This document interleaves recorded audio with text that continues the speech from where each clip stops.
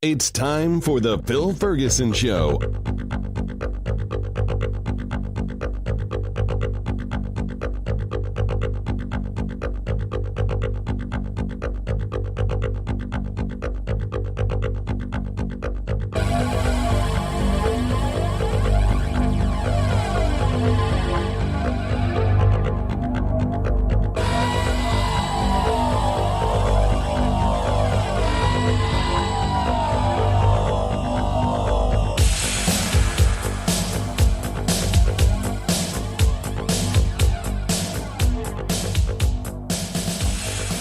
This is Phil Ferguson, and you are listening to The Phil Ferguson Show. It is August of 2018. Got a handful of topics, questions, emails to get to, so I'm just going to kind of jump right into them. The first thing I want to do is kind of follow up on talking about a specific topic last year about how to take money out of your portfolio, and I think the example I gave was you had a $1 million portfolio, then generally the most you can take out is $50,000. So kind of wanted to talk about that in specific for a minute here. So what I did was I created a theoretical portfolio. This is not for anyone in specific. And again, keep in mind, this may not be the right thing for you. You may want a more aggressive portfolio. You may want a more conservative portfolio. And one of the problems when I get specific is often I'll get emails where people will think that this is the right portfolio for them. And it's one of the problems that I have is that for my business, for my clients, each portfolio is designed with a specific person or a couple in mind. So this is not for you. This is not specific investment advice to anybody listening, but kind of an overview of how withdrawals take place and how the cushion might look like today in this theoretical $1 million portfolio. If you have way more money than $1 million, you can scale this up. If you have way less than $1 million, you can scale this down. And this is for a person who is retiring this year. Or a matter of fact, because of what I said in the last show, somewhere in the next 5 years, you want to have the cushion fully funded. That's kind of my position on it right now. And in the future, that might change. But for now, 5 years or closer to retirement, you should be fully funded in your portfolio and ready to retire. If the market goes up, you still make a lot of money. If it goes down, it doesn't change your plans in the next 5 years to retire. So in this theoretical portfolio of $1 million, I may have a couple, let's just say they're a couple, and they need $80,000 to live on in a given year. That's their budget. And they each get Social Security. And let's say that works out to $30,000 plus, which means they need $50,000 from the portfolio. My general guideline is 5% from the portfolio is a good maximum number to start thinking about. If you retire early, 58, 55, 50, 5% becomes a little more dicey because you're going to take money out for a very long time. So you might want to take out less than 5% for a while. And if that means you can't retire for a year or two, okay, maybe that's the case. If you're 65 or older, we can actually have a discussion about you taking out 6%. If you retire and you're 75, 7 or 8% might not be awful, because how many years are you going to take money out if you retire at 75? If you're in great health, maybe it's 25 years. So you can work down the portfolio if that's something you choose to do. If you want it to continue to grow and leave the most money to your spouse or your children or charities, stick to the 5% rule and you should be just fine. So in this theoretical portfolio, I have $25,000 in cash. It's 2.5%. It's not a huge amount, but it's a good chunk. And that can cover your bills for 6 months. So if everything does awful, you have the cash. So there's that. The next thing is that in this case, there's about 350-ish. Oh, let me add this up here. 341,000 in other types of bonds or bond funds. And the cushion in total is 366,000. One could easily say that this portfolio has about 36.6% in the cushion. That would be mathematically correct. And one of the things is the cushion is not designed because it's 36.6%. It's designed as a dollar amount. So if you have 366,000 in the cushion and your income needs don't change, but over the next 7 years, the stock part of your portfolio doubles, your cushion will no longer be 36% of your portfolio. It'll be a much smaller. It won't be half, but maybe it'd be 22% or something like that. If you're still intending on taking out the same amount of money, you do not need to grow the cushion. It can actually shrink as a percentage of your portfolio as long as your income needs are 50,000 and that 366,000 is enough. And it's not quite that simple, but just giving you the ballpark. Some people think it has to stay 36%. If the stock market goes down in the next year, you take money out of the bonds and the total value and the total percentage of the bonds might shrink in the short term. I'm getting ahead of myself. So we have 366,000 in bonds. Obviously, everything else is in stocks. And in this case, I have 20% international and a total of 43-ish% in the U.S. stock market, large, mid, small cap, real estate. All that stuff is in there. And so your first year of retirement, you need 50,000. You could pull from the cash, 25,000. You could have it 50,000 in cash if you really wanted to. Your return's going to be a little lower, but it's only a few percentage point change in the cash position. And then you're going to get dividends from the bonds and the stocks. And based on current dividend yields of the bond index funds that I use, that would yield about 3.5% or almost $13,000. The stocks also yield dividends. Some people don't like that. Some people like it. It is what it is. And right now, that is around 2%.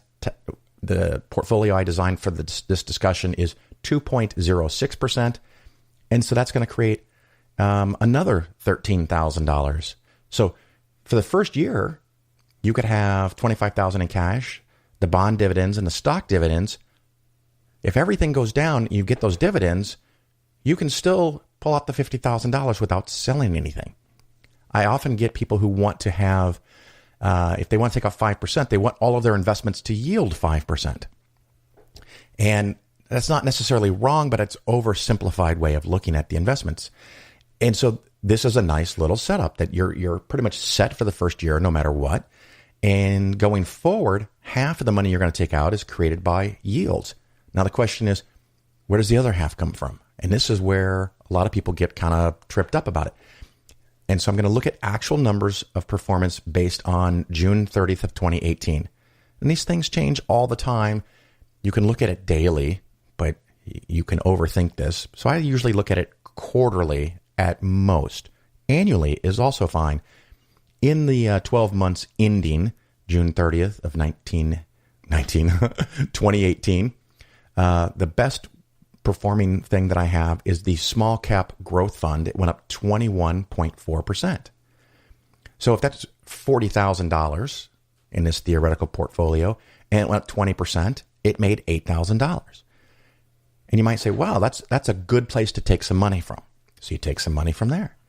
The large cap growth maybe is $100,000 or $110,000. It went up by 19.3%. So it made almost $20,000. You could take some money out there. And so you look at the plan that you had, how you had things balanced, assuming there's no overall change to the balancing that you want to have, you skim more money off the things that did more better. I know that's not proper English. At least I don't think it is. But you get the idea. And if you have something like the real estate fund at Vanguard made 2.3%, you don't take any money out of that. So when you take money off the winners, you're essentially rebalancing by taking money off the top. If you have a year like 2 years ago, the stock market was up, give or take 12%, and this real estate fund was up 25%, that's a likely target. If you're looking at this at the end of 2017 and the emerging market fund is up 37%, that's likely a place you're going to take the money out of. So you take the money out of the winners. So to take 5% out of $1 million, your portfolio needs to be $1 million. Your cushion does not need to be $1 million. In this case, it just happens to be $366,000 from a sample portfolio that I threw together. Now, the big volatility is the stock market. So if the stock market falls 30%, and let's say it's domestic and international, all of that together is about $634,000 of this portfolio. 10% loss would be $63,000. So in this case, we're going to lose 30%, about $190,000. Will that upset you when you open your statement? Fuck yeah, it better. I mean, otherwise there's something numb in you, but you can't avoid feeling sad. So looking at your portfolio objectively and mathematically doesn't mean you won't have emotional responses when you open up your statement and you have $190,000 less than what you thought you had. But one of the real neat tricks is you still get the bond dividends and you still get almost all of the stock dividends, because when stock prices fall, bond dividends do not, when stock prices fall, stock dividends do not fall. They may fall a little bit and there's a lag time, but right away there's no fall. And the reason for this is companies, the board of directors decide on a dividend in pennies and dollars. So they might say, this year our dividend is $2. If the stock is $100, it's a $2 dividend or 2%. If that stock price falls to $50, they're still going to issue a $2 dividend. Now it's 4% of the price of the stock, but it's still $2. The $2 didn't change. That requires the board of directors of a company to vote. And if they want to lower the stock dividend from $2 to $1.50, they can do that at any time. But it adds to their problem, because most companies, when they vote on a dividend, know that they can pay that dividend for years and years and years without a problem. Because the last thing you ever want to do as a board of directors is reduce the dividend. Now, if your company is going to make a big strategic new investment and you need the cash flow and you cut your dividends, you can sell that to investors, to the public. But if you simply cut dividends from $2 to $1, it can be seen as a sign, an additional sign, that that company is in trouble. And it's kind of like blood in the water to sharks. Everybody now wants to sell the stock. People on the board of directors are often investors in the stock, or they work with the employees that get bonuses from the stock. They don't want to do something that creates an additional downward pressure on the stock price. So if the stock falls from $100 a share to $50 a share, unless there's something really badly wrong with the company, they still have the same cash on hand that they had a few months before. They still keep paying the same dividend. So the dividend dollar amounts don't change much. And ironically, the percentage rate goes up because the payout change stays the same and the price went down. So the yield on the stocks then goes from 2% to 3 or 4%. It will drift down over a couple of years, but it's not a material effect on this calculation. But in this scenario where your stock investment went down 30%, you lost $190,000, your cushion is still the same, $366,000. And maybe bonds didn't even do that well, and their best bond fund, let's say, made 4%. So you don't want to sell the stocks, domestic or international, because they're way down. You pull extra money out of the bonds, probably starting with either the highest risk bond, like the junk bond fund, or the one that has the highest return in the last 12 months. If their returns are all equal, maybe you pull a spread across all of them. So in this case where you need $50,000, you might get $25,000, $24,000 from dividends from stocks and bonds. You still need another $26,000. You sell some bonds. Because you have $366,000 in bonds, you can sell $26,000 in bonds, and now you have your $50,000 again without selling any stocks while they're down. And this is one of the reasons that I think target date funds are suboptimal, because they do all of that inside. And when you want to take money out, you just take money out of the one position, the total stock market, not the total stock, the target date fund. So this is why I like to have multiple asset classes that do different things in different years. Not only does it decrease the overall long run volatility, but it specifically creates situations where hopefully something made money, or at least didn't lose money when the stock market's down. And that's where you pull out of. And this worked in the 2000s for the dot-com crisis. This worked in 2008 for the housing bubble. The stock market goes down a lot. You get sad and upset that your portfolio shrank. You take out a bonds for a couple of years if you're in retirement. And then once the stock market starts to come back up, your stock positions increase. And at some point, you start skimming off these big returns. Like I think it was 2012 or 2013, the U.S. stock market went up 32%. Well, you scoop some of that money off and you refill the cushion. And this is how you do it. So that's some things about that. Other things that are going on in the government, Trump's administration has proposed a change to the definition of the word cost when it comes into relationship to stocks. And this is a blatantly obvious attempt to give another tax cut. And this tax cut would go almost exclusively to wealthy people. There are lots and lots of people. I've seen different numbers, anywhere from 35 to 50% of Americans don't own any stocks. And I mean individual stocks or a mutual fund or an index fund. They just don't own any. Maybe they should. Maybe that's their fault, whatever, but they just don't own any. Wealthy people own stocks. Wealthy people own a lot of stocks. And so what we're talking about here is the capital gains tax rate. If you buy a stock for $100 and it goes to $200, your gain is $100. 100 plus 100 is 200. You would have to pay 15 or 20% on the $100 that you made, or $20. So if you paid $100 for the stock, you sell it for $200, your tax responsibility might be $20. 20% of the gain. However, if they change the cost basis to take into account inflation, if your stock went from 100 to 200 over a 10-year time period, and inflation was 50% combined over that 10-year time period, now your cost basis changes from 100 to 150. Therefore, your gain is only $50. You would only pay $10 in tax. In that example, cutting your effective long-term tax rate in half. Wow, what a fantastic thing. And if your family has had money for a long time and you've owned stocks for a long time, you get to add more and more inflation adjustment to the cost basis of what you bought many years ago, and you get a bigger and bigger tax cut. So it's a very clever thing if your goal is to give more bigger tax cuts to people who've had more money longer in individual stocks. So that's fantastic.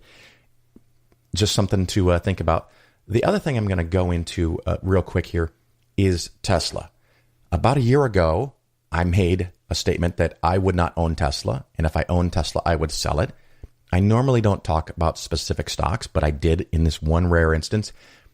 And it was because I think in 5, no more than 10 years, all of the big car manufacturers are going to start putting out electric cars, improving their hybrids, and they're going to become more and more competitive with the really cool Tesla cars. So Tesla won't be magically specially different. It'll be one of a dozen companies that make really good, high-quality electric-powered cars. Sure, they have the infrastructure in place where other companies don't, but the other companies are all relying on a shared system, and Tesla's system is unique. Is this a case of VHS versus Betamax? Who knows, right? And so when you have a proprietary system that only you can use, you run the risk that everyone else gets together and creates a universal system that they can all share, and now you have a problem. So that's a concern, but it's generally the fact that other people are going to make these cars. But recently, Elon Musk, who founded Tesla, has kind of become cuckoo for Cocoa Puffs on Twitter, kind of like President Trump. And he announced that he was going to buy more shares of Tesla because he only owns like 20%. And of course, I think he does that with the intent of driving the price back up and making people feel more confident in Tesla. However, that kind of declaration is on the edge of being illegal. Again, I'm not a legal expert. I don't know how the SEC is going to look at this, but it's something I would never even do because his opinion has excessive weight. His opinion convinced thousands of people to buy the stock, and it did, and the stock price went up. So he could be slapped around by the SEC or fined for, I don't know what the proper term is, but it's kind of like pump and dump when someone finds a penny stock and they tell everybody in the world to buy it for the purpose of driving up the price so they can then sell it. So the SEC could look very unfavorably upon this. Then he announced that there may be a group of people that want to buy Tesla and make it go private, and they're going to pay $420 a share when the stock price is around $350. So what happens? Within a day or two, the price goes up $30+ a share.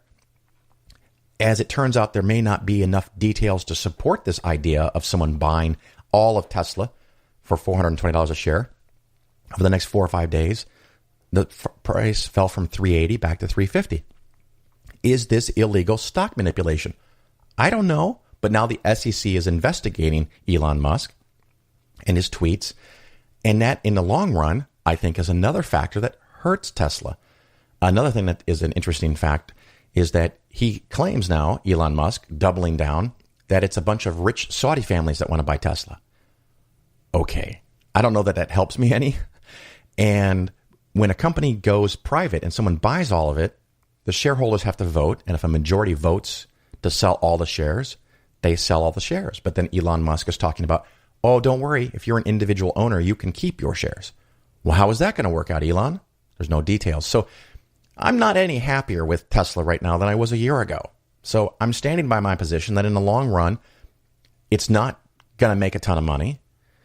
It hasn't yet made a profit, and it's worth more than Ford Motor Company, which does make a profit. So I'm not particularly high on Tesla.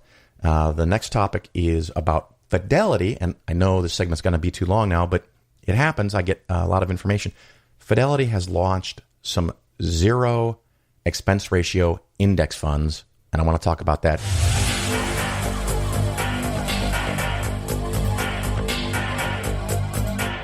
As many listeners have told me, Fidelity has launched zero expense ratio index funds, and I got a lot of questions about it.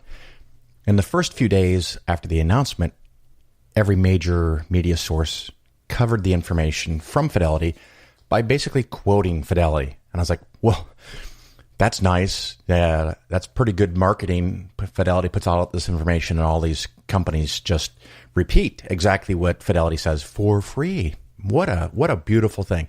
The question is it a good thing? Is it something that you should use? And I wanted to do some detailed investigations and compare things, but I get kind of busy. And so I was like, when am I going to do this? When am I going to do this? And I was searching the internets, and I found a website, and I'm going to use their calculations and the research that they did because it saves me a lot of time and effort, but it's only fair to mention them. The website is called The White Coat Investor. The White Coat Investor. And this specific post is called Fidelity's New 0% Expense Ratio Mutual Fund. Actually, it should be mutual funds because there's two of them, but that's the title of the article. I actually thought about getting this person to come on and talk on a show, but as I went through their website, I had some conflicts with other things that they were advising. So, be careful where you go and where you read. And their website and their podcast are chock full of ads. Oh my God, this guy must be making a ton of money on the platform that I'm not making because I don't have advertisers, and I don't have advertisers on purpose because I am concerned that if someone pays me a lot of money to have an ad for annuities, it might in some way get me to change my opinion on annuities because I would make money for promoting it. So I've specifically avoided that, and I kind of feel like I make enough and I don't need the extra money. But the website and his podcast, I listened to a couple episodes. Each podcast is sponsored by some kind of investment company or an independent advisor like me, because this guy, being the white coat investor, his market is medical professionals. So I can see why people would want to pay a lot of money to be on his show, hoping that one of the doctors or surgeons or nurses or somebody listening to their show says, hey, I want to contact that advisor. So I am a little worried about the potential conflicts of interest or potential conflict of interest that might create for their show. But definitely the white coat investor is where I'm pulling this from. So the short thing is that they have two funds, Fidelity, that are now 0% expense ratio. It's the total stock market index and the total international index. the expense ratio, the published expense ratio, the amount of money that Fidelity makes on this is officially zero as revealed by the published expense ratio. I have talked about on the show before that the expense ratio is very important, but I've also talked about how the expense ratio only includes certain costs.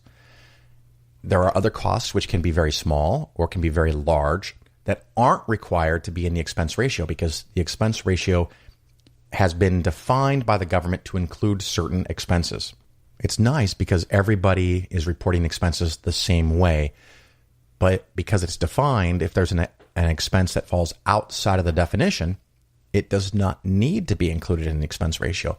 So this doesn't mean that Fidelity doesn't make some money or that Fidelity doesn't have some expenses that they pass on to you for the trading activity in these funds. It's probably still going to be quite low, and these are going to be really fine funds. It's just that keep in mind there might be other things. Also, in the case of both of these funds, Fidelity doesn't manage them. They're the custodian, and an outside party manages them. And I'm sure they get paid. It just may not be part of the expense ratio. And maybe they just pay themselves to make the trades and charge a small fee, which comes out of the funds. So there's still expenses. But I'm not kidding anybody. These are low. And another neat thing about them is that you can start with $0. $0. And so this does make me change a recommendation. If you have only a few $1,000s or a few $100s, in the past, you couldn't do anything until you had $1,000 and you could go get a target date fund at Vanguard, which was a fine investment, and it's still a fine investment. And if you already have your money there, you can leave it. But if you have $500 and you don't know where else you can put the money, I'm now going to say the best bet is probably opening an account at Fidelity and getting their zero expense ratio index fund because you can. So that advice would go all the way up to $3,000. So anything below $3,000, if you get the account at Fidelity, you're going to be better off. I can't believe I said it. After all these years, that's now the best place to go with under $3,000. However, the expense ratio, like I said, is not the only thing, and other things come into play. And when you get $3,000, you can get the total stock market fund at Vanguard, which has a pretty low expense ratio. And when you get $10,000, you can go even lower expense ratios with Vanguard. And so the nice thing about this white coat investor is they pulled information from the websites and other resources. And it turns out that while the expense ratio is phenomenally important, when you get down to the last couple fractions, tenths of a percent, or we're now talking about hundredths of a percent, because the Vanguard Total Stock Market Index Fund, if that's the only thing you put money in and you have $10,000, the expense ratio is 0.04. The one at Schwab, by the way, is 0.03, and the one at Fidelity is now 0.00. So we're talking about what's called 3 or 4 basis points. 1% would be 100 basis points. 0.5% is 50 basis points.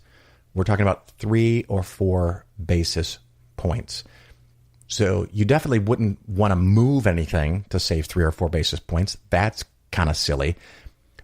But this website also collected the annualized 15-year returns for 3 different total stock market funds, Fidelity, Vanguard, and Schwab.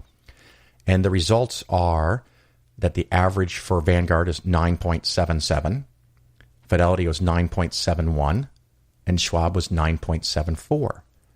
Now, in this case, the Fidelity and Schwab had been a little higher, but the point is that the difference in returns, there's not much of a difference. And Fidelity or Vanguard actually beat them. And if you adjust the expense ratio to be a little higher, for the fact that it was a little higher in the past, Vanguard still either matched or beat them. And we're talking very little differences. So the expense ratio is not the only thing that matters. Your returns are what matters. They also pulled up the information for 1-year returns. And this doesn't include Fidelity at 0, but it has the Fidelity fund at 0.15. If you had a larger account, you could already get an incredibly low expense ratio at Fidelity. The 1-year return ending June 30th of 2018, the 1-year returns for the total stock market Vanguard, 14.82, Fidelity, 14.79, and Schwab, 14.73. So again, we're talking about 10 basis points or less of a difference. Not much of a difference. And so one of the questions is, why would Fidelity do this? Because with zero expense ratio, they might actually not make money or not make enough money to cover the expenses of managing and overseeing this fund. I think it kind of comes down to they're losing so many customers to Fidelity. Fidelity is losing so many customers to Vanguard and Schwab that they have to stop people from exiting. And this is a good way to do it. Maybe you can think of it as a loss leader, like when a grocery store sells milk for $1 a gallon. You're not going to pass that up. You're going to buy milk. You're going to go into that store and buy the $1 gallon of milk, and the store loses maybe $1 selling you that gallon of milk. But while you're there, you pick up some Oreos, some potato chips, maybe some fruits and vegetables, and they're going to make more than $1 on all the other stuff that you purchased, but they brought you into the store. If you are not a client at Fidelity, there's no money that they can make off of you. If you buy some of these index funds with zero expenses, you're now in their system. They can send you emails. They can send you solicitations. They might recommend their advisor services. They might have you come into a location. They might eventually suggest an annuity. They might eventually suggest long-term care insurance. There's other things that they can suggest where they can make money. But if you don't have a business relationship with them, they don't know you exist, there's no chance for them to make money, and they're losing market share. So this is a great way to keep the market share. Another thing that's really important, and one of the reasons to buy index funds, is tax efficiency. If you are in a tax-deferred, or what's called a qualified account, a 401k, IRA, 403b, Roth IRA, this won't matter. But if you're in a taxable account, this can matter. And again, the white coat investor pulled this information off of the websites, which is great because I don't have to do it. And here is the returns after you consider taxes tax returns for 5 years. The Vanguard post-tax return is 12.03. Fidelity is 11.82. And Schwab is 11.8. So now you're talking about a difference of 20 basis points. Still not a huge amount, but 20 basis points is way bigger than 3 or 4 basis points. So the Vanguard fund wins when you consider tax efficiency. And that's probably because A, the scale of the Vanguard fund, the efficiency of the Vanguard fund, the fact that they might trade a little bit less than the other funds, and in part because Vanguard has ETFs for this index fund that's tied to it, and they're able to control capital gains and be more tax efficient like an ETF because it's run that way. Again, not a huge difference. Again, if you only have $1,000 or $2,000, I say the Fidelity thing is the way to go because you can do it for $2,000. Once you get $3,000, I'll switch back to saying with $3,000, if you have more than $3,000 or you're going to get there in a few months or a year, setting up at Vanguard is probably the preferred way to go. Now, the next thing is that Fidelity doesn't have anywhere near the number of index funds that Vanguard has. And neither Fidelity or Schwab or any other company that I know of can I do the strategy that I do for my clients. Earlier in this show, we talked about all these different types of index funds. Fidelity and Schwab don't have all the index funds that Vanguard has. For example, Fidelity does not have a small cap growth fund, the one that I talked about that made 21.4%.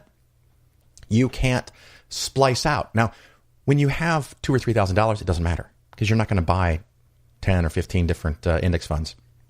But when you're growing a large portfolio, 500,000, when you're in retirement with $1 million or $2 million, it matters. It's going to matter. So I'm still going to use Vanguard index funds. I'm going to keep an eye on this, but it's a nice step in the industry. And the industry for a long period of time had been arguing that as more people invest in mutual funds and specifically index funds, the cost would go down, but they didn't, particularly with managed funds. But the last couple of years has seen a reversal where enough people have become aware of the expense ratios that overall expense ratios have started to fall. It used to be that managed funds were around 1.6, and then I started saying around 1.5. I think the number now is probably closer to 1.2 or 1.3. You can still find 3% expense ratio funds. Matter of fact, at the very end of the article, which was fantastic, they mentioned the Ridex S&P 500 index fund, which over 10 years has returned 7.6 when the S&P 500 has made 10.2. So it's 2.5 to 2.6% behind per year, every year in a row for the last decade. So it has a higher expense ratio, and it's less efficient, and you're going to make less money, even though it's an S&P 500, theoretically an S&P 500 index fund. It's awful. So you still got to be careful. But the choices that are at Fidelity are looking better than ever. The Schwab expense ratios are falling. And Vanguard still wins my heart because this is not a gimmick for them. This is a systematic way of doing business, that whenever possible, they lower expenses. And you may or may not know, when you invest at Vanguard, you are actually part of the ownership of Vanguard. If you're like me, you're insignificant compared to all the money that they have, but you're an owner, just like you're an owner when you put money into a credit union. It is a company that's owned by all of its investors. So if they end up making extra money, they can lower costs even more next year. So it's a long-term process, but I wanted to get that out there and talk about the reduction in expenses to zero on 2 Fidelity funds. And we're going to wrap up and go into our interview.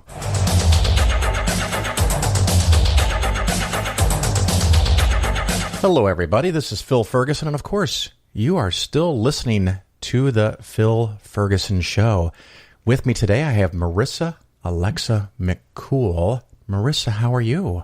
I'm doing fantastic. Thank you for having me. Oh, it is my pleasure. We were talking pre-show, this magical pre-show that's not recorded and no one will ever hear it, but we were trying to figure out how many times we've met at conferences, and you go to at least several every year. Is that correct? Yeah, pretty much. I would say 4 to 5. Well, that's very nice. Now, you did ask me that you wanted to make sure we covered, so we're going to start with, and then we'll talk about you afterwards. Is that okay? Yeah, that's perfectly fine. We're going to talk about something that's very temporally important. Later this month, in August 26th of 2018, you were going to give a talk at the FreeThought Alliance Convention. Why don't you tell us all about that and what's going to happen? All right. So last year at that convention, let's just say they had some very good speakers, but not the most diverse lineup in the world. All 4 speakers were straight, cis, white guys. And they said, well, maybe we should... Not that there's anything wrong with that. No, of course not. But, a bit of a limited perspective. Indeed, yes. So they decided to invite all women speakers this year and have it on to celebrate International Women's Day. And the person who was emceeing is a friend of mine and was also doing transcripts for me at the time, and suggested that the organizer reach out to me. And, of course, I was more than happy to accept, as this will be the first time I'm featured on the poster. That's a big deal for me. So very nice. This is my first, I would say, major speaking engagement at a conference. I've spoken on panels and things like that, but this is my first real speech. Well, congratulations. Thank you so much. I'm excited simply because you're excited, and that's enough. It's one of those things that conference I've never been to, but I know a lot of people involved with it. And I probably was 2 or 3 years ago, made the comment to somebody involved, and I'm not going to say who because they're not here to talk about it.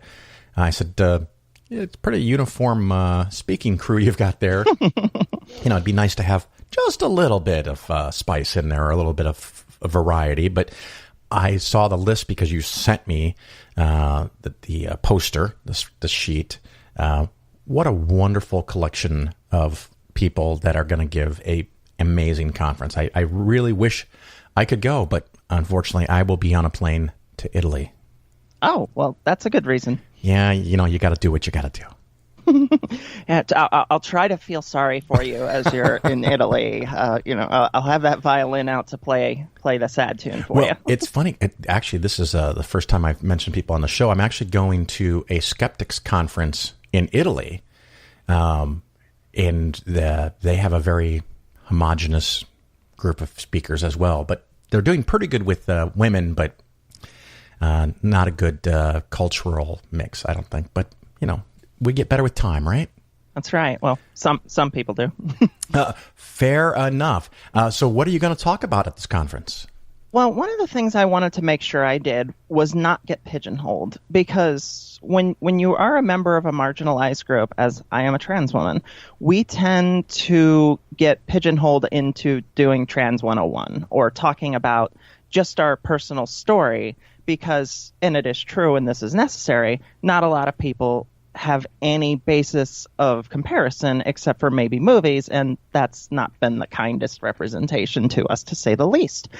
But given that this is my first major speaking gig, I wanted to show that while, yes, I am a trans woman, there is more to me than just the fact that I'm trans. And I didn't want to start on a basis of, I'm trans, here's my story. So I decided to give a speech on several areas that I've done a lot of research on, one of them being cultural anthropology and the other being media and current events. So my speech is going to be about the power of myth. And when I say myth, I don't mean Greek and Roman. I mean stories that are told currently and that we kind of accept as representative of our culture and that are influential toward our behavior, and how they have shaped certain current events and phenoms and groups of people, and how that's not always a good thing. I relate it to the Me Too movement. I relate it to incels. I relate it to school violence, and show that while there isn't a one-for-one, it's not video games cause mass violence, there's something to be said for the stories that we accept that we can relate to, and how that not playing out in real life sometimes can be shown that when you have certain stories structured a certain way and show them to be aspirational, they can influence behavior, and sometimes that's not a good thing. And I happen to have read the speech that you were kind enough to send me. So one of the topics, of course, is this classic thing. And the movie that popped into my mind was Braveheart. And it fits the model where there's a guy and he lives in a world and he's got a girl and everything's fine. And then something happens. And in this case, unfortunately, the girl dies. And so he raises an army, kills a whole bunch of people, and solves the problem and finds a new girl.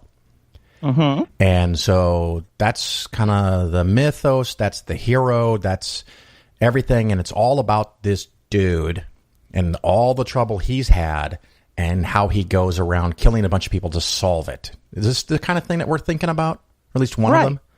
Yeah. And if you break it down even more basic, most movies, especially ones that were made before, say, 2010, follow the hero's journey, which essentially is man has problem, man goes to fix problem, man solves problem, and mostly gets girl, always a girl.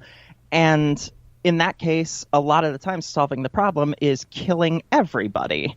And not that there isn't something to be said for entertainment, but when you teach that the way to solve all your problems is to murder everybody in sight, it can say something for the behavior of people, who are raised on stories like that, where they get frustrated that they don't get what they feel they're entitled to by being the nice guy, or by perpetuating certain behaviors or certain societal expectations. And when it doesn't work that way, sometimes they get angry.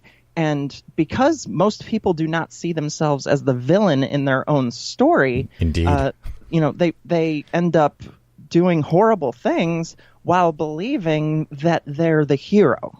Oh, I like that. It popped into my head, and excuse me if I derail us a little bit. Another storyline I saw a lot last fall, and I'm sure I'm going to see them more here in a few months, is the Hallmark Channel Christmas stories. I don't know if you've seen any of those movies. Oh, yeah. And great schlock. Exactly. That's what I was gonna say. I can actually enjoy watching a couple of them in the season, but my wife loves them. And, I do things that she enjoys, and I'll watch those movies. And sometimes she goes and watches movies that maybe she doesn't enjoy as much because she's with me and we're sharing time together.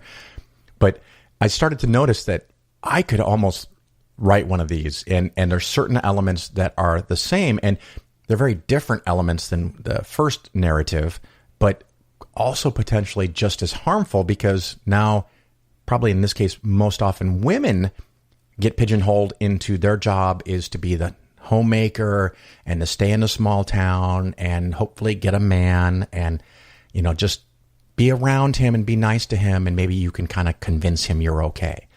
I don't know, but it's a different narrative.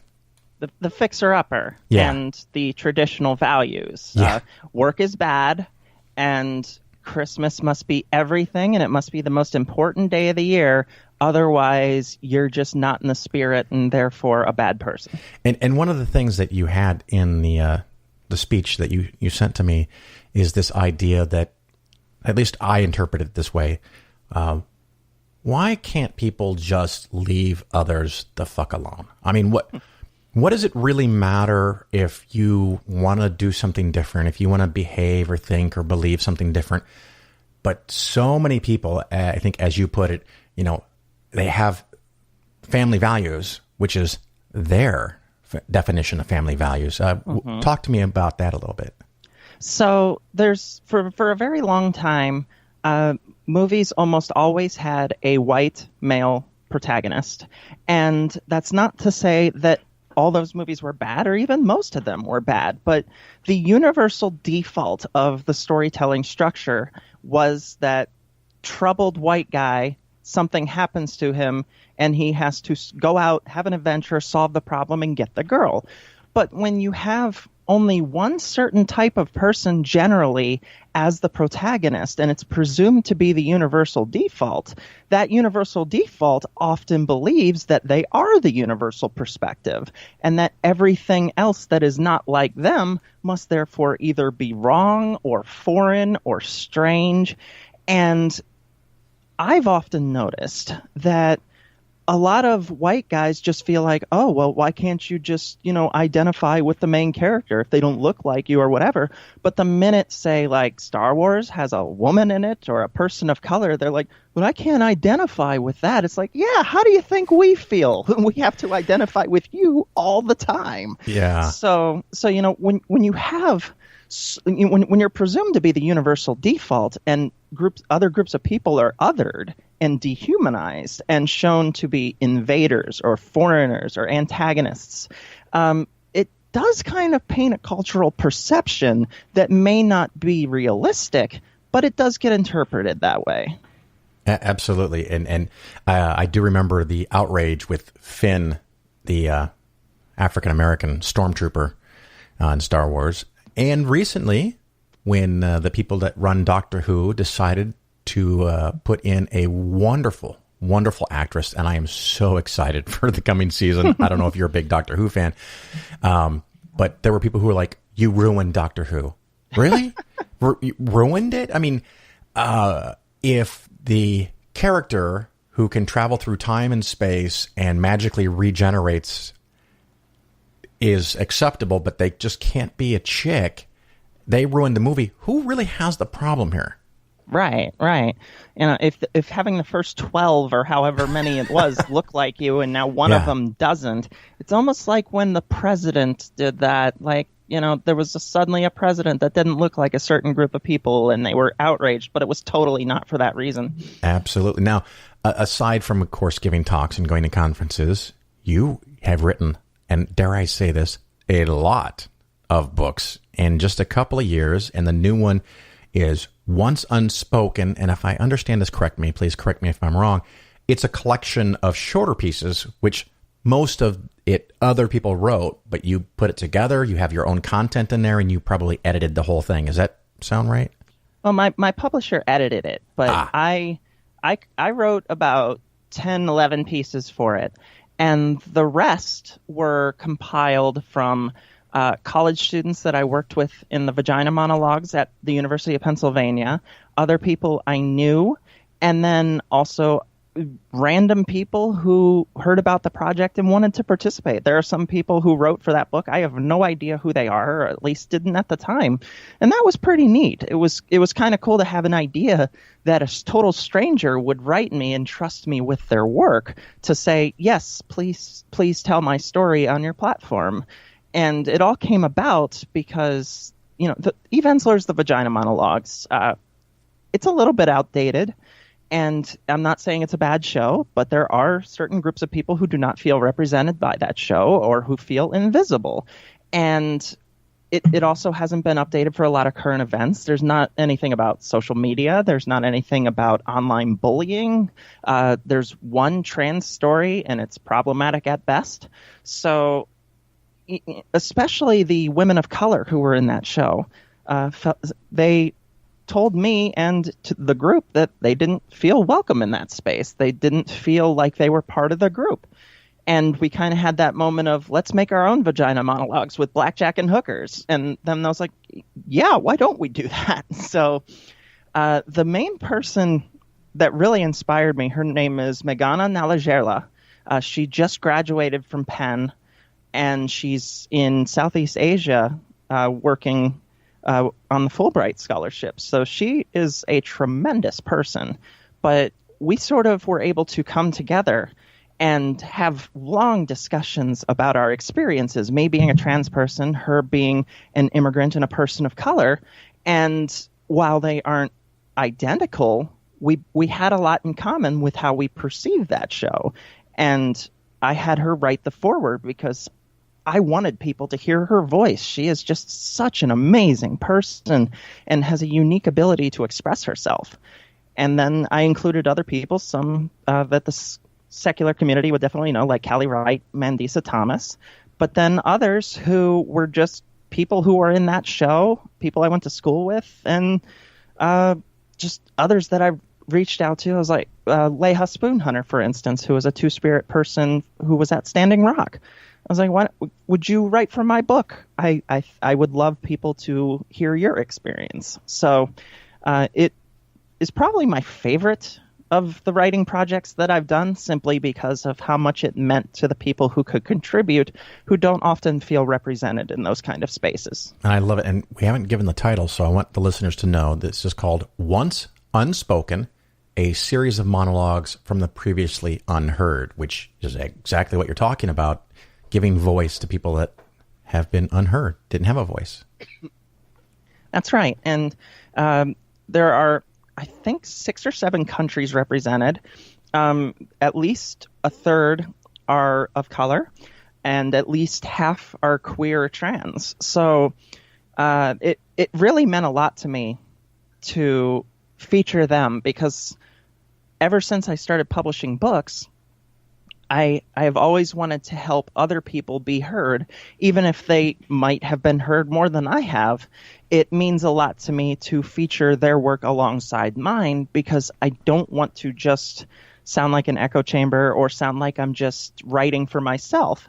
Having other people reflect on these ideas and maybe even contrast them and offer different perspectives that I probably don't have is important to me. And I've done that with all my books. Just this one was to a bigger extent. Absolutely. And you mentioned the vagina monologues, and you sent me a little video clip where you, I think, gave your monologue in front of a crowd. That probably wasn't the vagina monologues performance, was it? It was just you were an invited speaker? So what happened was, the previous year, I made my first public appearance as my true self in the vagina monologues. I had a small part that I was offered. I didn't audition or anything. The director was someone I had an acting class with, and she had a vacancy. And I wrote my own monologue, but was unable to perform it because Eve Ensler is very much a stickler for licensing and modifying anything. But the next year, they decided to invite me back to perform my own piece as a spotlight speaker. And that was the same night that I was referring to, where I was listening to a lot of people, and I talked with Meghana extensively. So when I had that experience and I heard all of these women being unable to tell their own stories. Like Megana had to fight just to have a line included. She had to fight for the line, "My sorry is not an excuse to fetishize me." And I thought it was unfair that I was allowed to go up there and essentially say whatever I want, and nobody else was. So I wanted to give a platform for anybody to have a chance to tell their story in that, in the vein of the vagina monologues, but not necessarily specifically about white cis women. There's Sure. I wanted to include non-white women. I wanted to include trans men. I wanted to include non-binary people. I wanted to include trans people, and that was kind of the focus of it. And a lot of people have seemed to appreciate that there are other perspectives. So it was a really valuable piece, and I think a lot of people got that out of it. Well, I tell you what, I watched that, and I was actually kind of surprised how hard it hit me. So I thank you for doing that, and if it's okay, I'm assuming it is, I'll share a link to the video in the show notes. That is a piece I wrote called Ode to the Blocked, and I wrote it a while ago when I was still newly transitioned, and it's literally just compiled of things people have said or written to me since I had started transitioning. And, on Facebook or in person, or sometimes even things my own parents said. And it was kind of reclaiming them by turning it into a rapid fire, angry performance.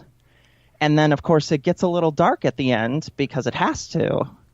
But it was very empowering for me to be able to say all those things and show I'm still here. Yeah, well, everything that's been said, I'm still here, and I'm still going to be myself, and there's nothing you can do about it. And of course, I have no way of knowing if this was that good because of all your acting classes, or because of your writing skills, or just natural talent, or all of it kind of worked together. But just wanted to say I was very impressed with that. It was very powerful. Well, thank you. I really appreciate that. Another thing that you had in your speech, I'm going to circle back to this a little bit, and I don't know if I read this correctly because maybe I'm reading it not in necessarily your voice, but did you have struggles with high school and then went to college and did fantastic? Am I reading that correctly? Okay, so I was, long story short, I was asked to leave high school after 10th grade for reasons that we don't have time to get into. Okay. And I had the choice of either going to reform school, which would have killed me because I was not a troublemaker, I was just troubled, or to go to Florida and get my GED, because in Florida you can get that at 16 years old. Right. And I went down there and aced it, but I also didn't pass a year of high school. So I tried going to community college at 17 years old, and it just didn't work out because I didn't have those skills. So I worked for 8 years or so before going back to community college at 25. And when I did, I aced everything. And I did well enough to get into an Ivy League school as a community college transfer. And there were only 400 of those at Penn out of 42,000 students. So we weren't a majority of the population there. So it was a bit like being a fish out of water, but a very valuable educational experience. So I didn't pass a year of high school, and I somehow wound up graduating cum laude from the Ivy League. So that alone, I feel, is a story worth telling. Oh, absolutely. It's one of those things that, there's dare I say it, the conventional path. Most students complete high school in a normal manner because they don't have as many problems or difficulties or challenges or people in their way, whatever the situation is. And if they have money or desire, they go to college and yay.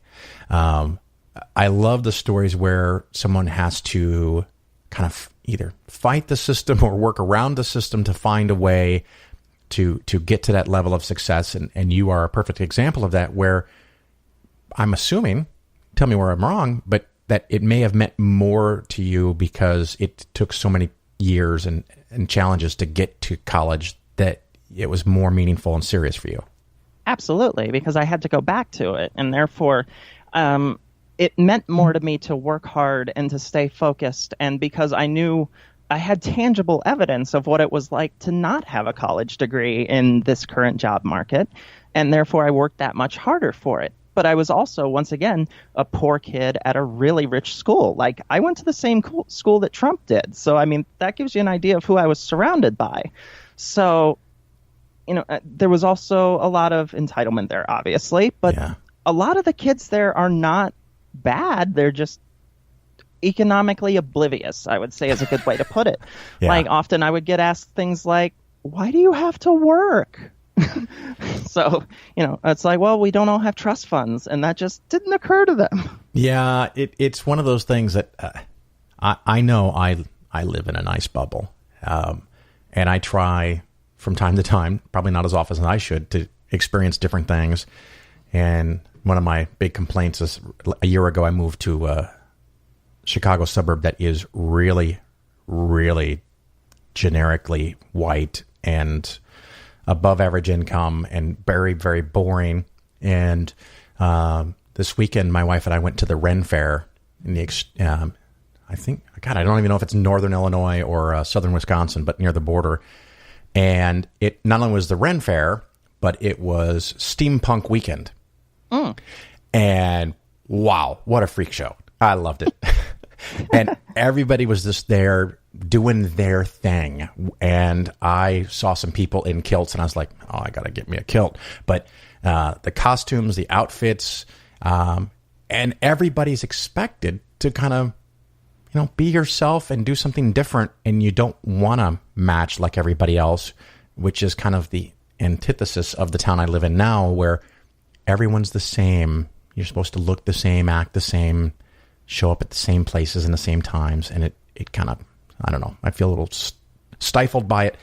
And it's not even that difficult for me. So I guess, I don't know where I was going, but I can sympathize as much as I can with people that have real, genuine problems with society.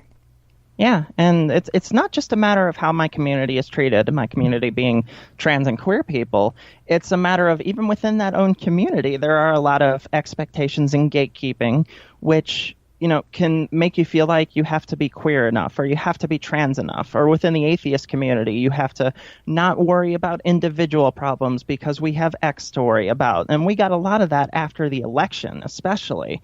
And I've always been the kind of person that, especially after coming out, that was like, I'm just going to do me, because I had to pretend to be somebody else for so long that I'm not going back into that closet. I'm not going to be told how to behave, and I'm not going to let anyone have any false representation of who I am, which is why that first book I wrote immediately after the election started with the words, fuck you. And, it was a 30-page rant about Trump getting elected. And there are the people who say, well, you're just as bad as they are for, being so aggressive. And it's like, if you really think me being upset that a group of people who want to legalize me out of existence, if I'm just as bad as they are for telling them to go fuck themselves, I'm not the one with the problem. You are. Wait, and yeah, so. I'm with you. I'm with you. I had a conservative friend, air quotes up, friend on Facebook, who sent me a message, and they're like, Phil, why are you so upset about what's happening? You haven't lost any of your rights. And I thought, you have got to be fucking kidding me. Is that all that it, I mean, as an atheist, it's maybe a little harder for me, but as a white male, it's not. As someone above average income, it's not. But is it wrong that I'm pissed on the behalf of other people because it's not fair for them? I think that's an okay thing for me. And when they put, why are you upset? You're not the one being hurt. I don't know. Part of me just wanted to explode. I couldn't even believe that was their mindset, that's why it was okay. Well, as Chris Chloe, who has since become a friend of mine since he wrote the foreword to that first book, as he said when I asked him, why are LGBT rights so important to you? Because he kind of became well known for speaking out for same-sex marriage when he was playing for the Vikings back in 2012.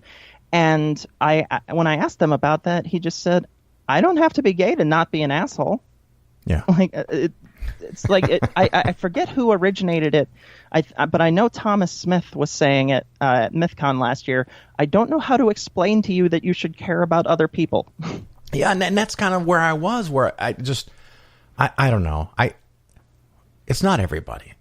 It's not even half, thankfully. But there's a good chunk of people who really don't seem to care about others.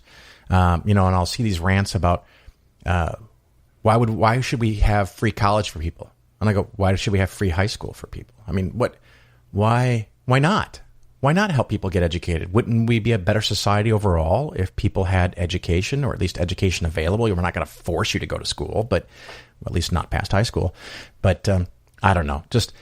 Okay, we can have fun talking about that all day. Podcasts. You do podcasts. I do a few. Yeah, talk to me about that. I started podcasting before I came out in about February 2016.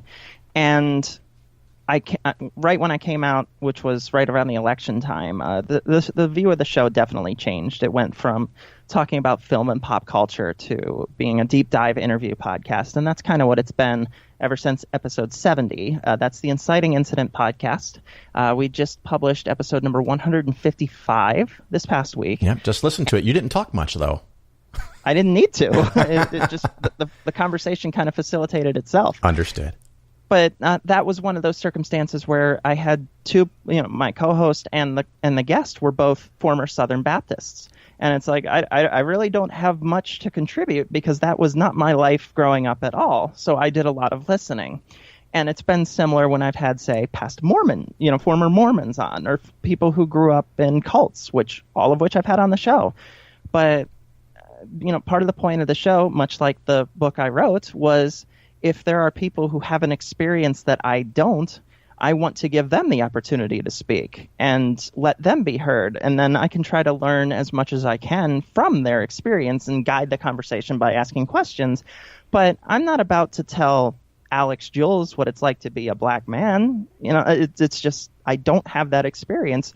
But hearing him speak and learning it, it teaches empathy, and it gives you an idea of what that experience is like, so that despite not being a black man, when one of them gets shot by the police, we can protest that as the bullshit that it is. And, that people do the same for the LGBT community. And it's, bullshit happens everywhere. You can't just worry about your own. Fair enough. Is there any topics that we haven't covered that you want to make sure we get out there for the listeners? Not particularly. I'm just really, I post 2 podcasts a week, and I have 6 books that are all available on my own website and on Amazon. And the conference coming up very soon, it means a great deal to me. And I'm hoping anybody who's in the Southern California area, especially, is able to make it. Well, of course, the conference is FreeThought Alliance Convention, and you can just Google that. It's going to come up. You're going to be all right. What is your website so people can find it? My website is rismccool.com. That's RISMCCOOL. You can look me up also on my Spreaker page if you just type in my name, Marissa Alexa McCool, and that links to all the podcasts that I publish, and I produce some for others as well. I give them a platform and a host to help them get started. So I also produce a couple other shows, and I have a second podcast called The Sister Getting Out of Hand, which is a trans satire show, essentially where there are no non-trans people on it, and it's one space where we don't have to stop and define and explain all the time. And we have a lot of fun with that show. I like it. And of course, the books, I went to Amazon and searched Marissa Alexa McCool and got 6 books there. I don't know if that's everything, but it's pretty close. Yep, that's all 6 of them. Yay.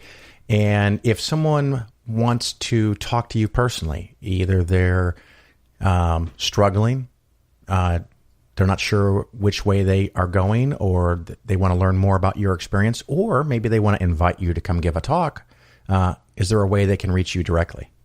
Certainly. I have an email address, rismcwriting@gmail.com. I'm on all the books of faces and everything like that. On Facebook, it's Marissa Alexa Lennox McCool, which I share a name with my partner now, not legally, but for all intents and purposes. Twitter, Riss McCool. Once again, Riss with one S and the name McCool. Instagram, pretty much if you Google Marissa Alexa McCool, you're going to find me. Very good. Well, Marissa, thank you so much for coming on the Phil Ferguson Show. Absolutely. It was a pleasure, and it was nice to talk to you again. It's been a little while. Thank you so much. Absolutely.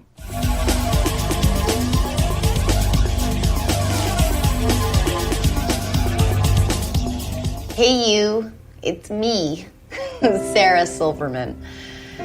You know, lately I've noticed a lot of really sad, really long commercials on TV with like grossly sick, emaciated people from all over the world. And it turns out they look that way because they don't have food. And I know what you're thinking. If you don't like it, Silverman, TiVo past it. I did. You still see them. Especially because, like, I have a 48-inch plasma high-def TV, so every devastating image is in, like, brilliant, crisp, vivid, like they're in my apartment, you know. So how do I get these people out of my apartment, basically? And I think I figured it out. Like, all I have to do is end world hunger. And then I'm like, okay, how are you going to end world hunger? And then it hit me. Sell the Vatican, feed the world.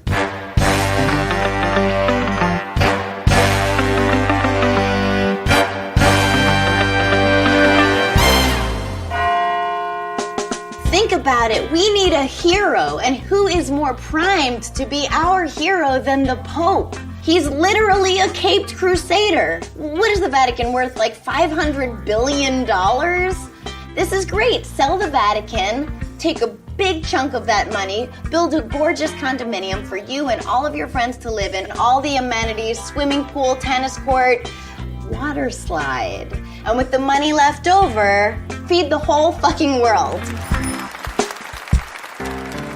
You preach to live humbly, and I totally agree. So now maybe it's time for you to move out of your house that is a city.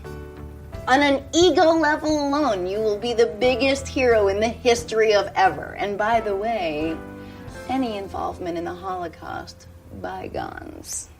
I know some of you out there are like, well, why don't those bums get a job like the rest of us?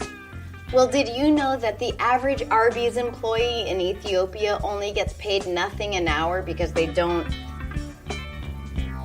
have one. They don't have one. The bottom line is this.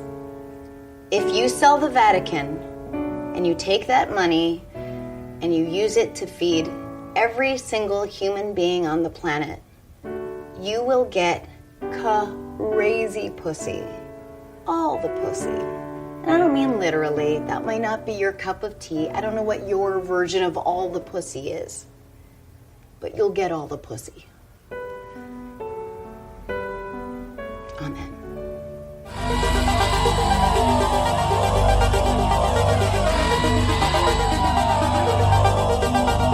You're listening to The Phil Ferguson Show. Well, of course, I hope you enjoyed the show this week. Just as a reference, I will be traveling for a few weeks this fall, some conferences and conventions, so I might miss a few weeks of shows, and I'm going to put out a couple at least, and we'll see how they go, kind of best of episodes. The one I'm working on right now, it'll come out in a few weeks while I'm on the road, is going to be a best of, and we're going to talk about long-term care insurance and an interview that I did with the author of God's Bankers. It's all about the Vatican Bank. So I realized I'm almost to the point of doing this for 4 years as the Phil Ferguson Show. Before that, I had a different podcast. And before that, I was on someone else's show. So maybe 6-7 year time period I've been doing this. Wow, how does that happen? But the nice thing about the stuff on the Phil Ferguson Show over almost 4 years, I've covered a lot of material. And some of it I haven't covered for a couple of years. So you may have heard it 3.5 years ago, 3 years ago, but you may not have. So if it's interesting to you, listen to it. If you heard it 3 years ago and you don't want to hear it again, skip it. I'll come back and I'll do some new stuff in a few weeks. But I just kind of want to give you that warning. I also have some reviews this week to read, and one is nice and short. And one's a little longer, and I was trying to think about how to edit it, and I think I'm just going to read it. So here's the short one, and it's from DZ Og Chen 16. I don't know. You can go look at the name. This is on iTunes. If you want clear, helpful advice on investing without worrying that you are being manipulated into buying something, this is your podcast. I even had the pleasure of speaking with Phil. He is an incredibly genuine and generous guy. Outstanding podcast. Highly recommend. 5-star review. Thank you. Thank you very much. Another one, like I said, this one's longer. 5-star review. It says, this advice should be taught in high school. I agree completely. And this is from 06 Power Stroke. Like I said, a little longer here. Phil provides you with the same guidance he uses to manage his clients' money. I'm going to end quote there for a second and add that I also use the same philosophies to manage my money. My money is invested the same way that I talk about on this show. And I adjust my investments quarterly. I know sometimes I'll even say don't even do it annually because I'm adding money every quarter. I have a schedule and I add money every quarter. So I will build my portfolio, look at where things are, and add to the underperformers to rebalance. But I probably don't make any real adjustments until once a year. And then there's been times where I'll look at it once a year and I don't adjust it. Because if you're already in the right stuff, what do you need to fix? Why create taxes or fees if it's already in the right place? Okay, I'm sorry. I'll go back to this review. Quote, there is never a sales pitch to send him your business or donate to a Patreon account. In fact, he asks listeners to support charities and organizations he supports instead. And end quote. And just a quick reminder, we are still supporting the Secular Student Alliance. And God, I don't have the link in front of me. I'll put it in the show notes. It's also on my Facebook page. I'll repost it there. We are doing a fundraising drive for the Secular Student Alliance. You go to this very specific, I think it's called Bitly link, and you donate money. You sign up to give money every month. And one of the reasons for this is that the Secular Student Alliance, like any other organization, has monthly bills. So instead of giving $100 one time, you can give $10 a month and sign up for that and just make it part of your ongoing giving.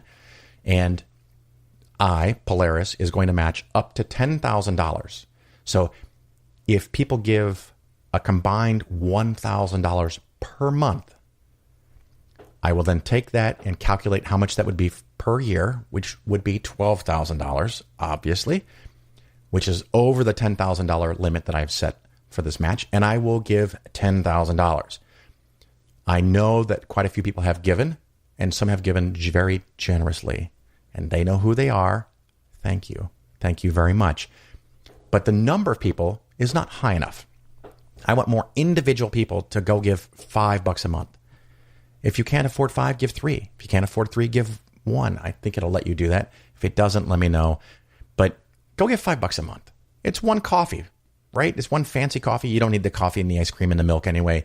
Just donate $5 a month to the SSA. It's for the kids. Anyway, I'll go back to this quote. Let's see, where was I?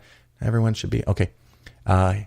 Phil does all of this because he believes everyone should be informed. True. He simplifies the world of investing and reveals scams that siphon people's money. I have recommended several episodes to my co-op students so they can begin to understand their finances. As an engineer, I really appreciate the way Phil investigates what is behind the numbers, as well as his periodic reviews of and performance comparisons. Whew. Good thing I don't have to read for a living.